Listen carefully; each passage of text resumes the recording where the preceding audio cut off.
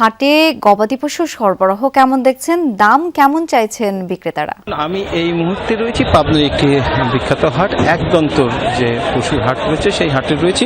আসলে হাটটি সকাল থেকে শুরু হলেও এখন পর্যন্তই আসলে বেচা কিনা শুরু হয়নি। এখানে যে খাজনার যে তথ্য সেখান থেকে মাত্র 4টি পশু এখন পর্যন্ত বিক্রি হয়েছে এবং বিক্রেতারা বলছে যে সময় যত গড়াবে আসলে 3-4টার পরে গরু বেচা কিনা বৃদ্ধি পাবে। এবং দাম নিয়ে যদি বলি আসলে দাম নিয়ে রয়েছে মিশ্র প্রতিক্রিয়া।